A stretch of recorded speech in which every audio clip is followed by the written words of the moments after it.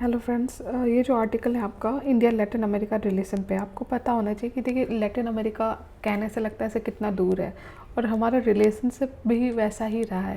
Historically अगर आप देखो तो हम उतना डीप रिलेशनशिप में नहीं रहे हैं, लेकिन अब जिस तरह से टाइम चेंज हो रहा है तो इंडिया किसी भी नेशन को वैक्यूम में नहीं रखना चाहता, तो इंडिया लैटिन अमेरिका के साथ भी हमारा रिलेशनशिप ग्रो कर रहा है। ठीक है, अगर हम एनुअल ट्रेड के बारे में बात करें तो ये ऑलमोस्ट $50 बिलियन है। ठीक है, और 15% जो है इंडिया का एनर्जी इंपोर्ट्स इसी एरिया से आता है, और साथ में वेनेजुएला, कोलंबिया, मैक्सिको, क्यूबा, ये सारे इंपॉर्टेंट सप्लायर्स हैं ऑयल के इंडिया के लिए। इंडिया का जो एक्सपोर्ट है लैटिन अमेरिका को वो इंक्रीज़ किया है बाय 48%। ठीक है, ये ट्रेड वाइज, इकोनॉमिक वाइज अगर आप देखो तो दूसरा इन्वेस्टमेंट, चाहे वो कोविड का पूरा पीरियड हो या ओवरऑल हमारा फार्मास्यूटिकल एक्टिवली जो जेनेरिक मेडिसिन है वो सप्लाई करता है टू लैटिन अमेरिकन कंट्रीज। साथ में हम ऑटोमोबाइल, इंफॉर्मेशन टेक्नोलॉजी, एनर्जी और पावर के एरियाज़ में भी इन्वॉल्व हैं। ठीक है, तीसरा है फूड एंड एनर्जी सिक्योरिटी। देखिए जो लैटिन अमेरिका के पास बहुत ज़्यादा फर्टाइल लैंड है, उसी तरह ब्राज़ील के पास फूड स्टोरेज टेक्नोलॉजीज़ है, तो ये सारे हम जो जैसे ब्राज़ील के साथ हम एक्सचेंज कर सकते हैं, उसके उनके नॉलेज, उनका जो पूरा भी टेक्नोलॉजी है उसके बारे में इंफॉर्मेशन। चौथा है कि स्ट्रेटेजिक ओरिएंटेशन। देखिए चाहे हमारा यूएन में सिक्योरिटी काउंसिल का पूरा गोल हो कि हमें परमानेंट सीट चाहिए, या एनएसजी हो, या फिर जो अलग अलग नेगोशिएशंस होते हैं चाहे वो क्लाइमेट चेंज पे हो या टेररिज्म, ट्रेड पे हो, उसमें हमें लैटिन अमेरिका जैसे कंट्रीज़ की हेल्प की ज़रूरत पड़ती है। साथ में नेक्स्ट है कि मल्टीलैटरल कोऑपरेशन, मतलब कि जैसे ब्रिक्स पे हम ब्राज़ील के साथ इन्वॉल्व हैं, उसी तरह साउथ साउथ कोऑपरेशन में भी हम बहुत सारे लैटिन अमेरिकन कंट्रीज़ के साथ इन्वॉल्व हैं।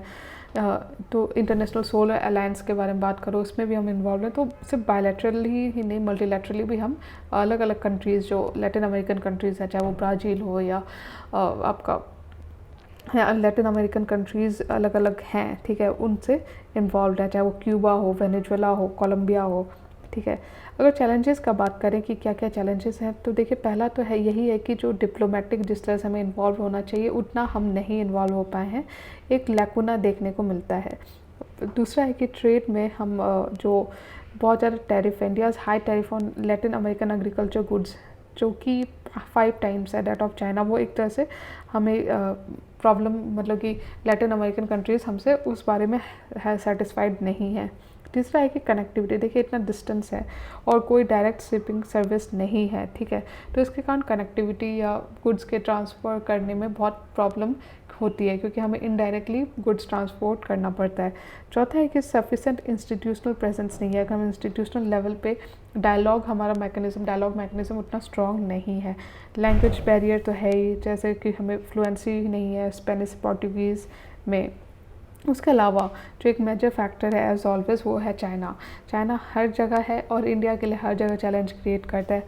जो भी चाइनीज़ प्रोजेक्ट्स हैं वहाँ देखे गए हैं वो बहुत ज़्यादा स्पीडी तरीके से काम हो रहा है उस पर, लेकिन इंडियन जो भी इंफ्रास्ट्रक्चर प्रोजेक्ट्स हैं या इंडिया जो प्रोजेक्ट सोचता है, अगर आप अफ्रीका में ही देख लो तो बहुत स्लो है।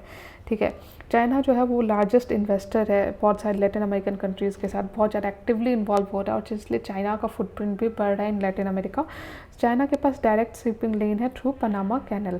ठीक है, वे फॉरवर्ड में अगर बात करें तो पहला तो है कि हमें ट्रेड डाइवर्सिफाई करने की ज़रूरत है, ताकि जो लैटिन अमेरिकन कंट्रीज़ हैं, जो उनका जो एक्सपोर्ट है इंडिया का, वो बहुत ज़्यादा कंसंट्रेटेड है इन एक्सट्रैक्टिव प्रोडक्ट्स, जो कि 72% है। तो और भी ज़्यादा जो अलग अलग प्रोडक्ट्स हैं हमें वहाँ से मंगवाने की ज़रूरत है। दूसरे उसके अलावा फाइनेंशियल इंस्टीट्यूशन के थ्रू हमें और ज़्यादा डेवलपमेंट करने की ज़रूरत है, ताकि हम जो साउथ साउथ कोऑपरेशन है उसको और ज़्यादा हम डीपन अप कर पाएँ। साथ में लैटिन अमेरिकन स्टडीज़ को प्रमोट कर सकते हैं, जैसे जो अलग अलग स्टडीज़ होती हैं यूनिवर्सिटीज़ में, जैसे जेएनयू में, डीयू में, तो लैटिन अमेरिकन स्टडीज़ पे भी हम कंसंट्रेट करके नए नए रिसर्च कर सकते हैं, ताकि हम समझ सकें कि कैसे हम अपने रिलेशनशिप को और ज़्यादा डीपन अप कर सकें। साथ में हमें रिवाइव करने की ज़रूरत है, revive focus LSC program to encourage and support Indian exporters, ताकि हमारा जो इकोनॉमिक टाई है वो और ज़्यादा स्ट्रेंथन अप हो। देखिए जो इमर्जिंग टाइम है तो इंडिया तो ग्रो कर ही रहा है, तो लैटिन अमेरिकन कंट्रीज़ भी एक ग्रोथ इंजन की तरह काम कर रहे हैं, specially in post Covid scenario. तो इस चीज़ को हम म्यूचुअली एक दूसरे का जो बेनिफिट है, एक दूसरे के जो प्लस पॉइंट है उस पर कन्वर्ज करके फ़ायदा उठा सकते हैं। तो इस तरह से हमने पूरा ये आर्टिकल कर लिया on India and Latin America relationship. I hope आपको वीडियो अच्छा लग रहा है, समझ में आ रहा है। अगर अच्छा लग रहा है और समझ में आ रहा है तो प्लीज़ लाइक कीजिए और मेरे चैनल को सब्सक्राइब कीजिए। Thank you.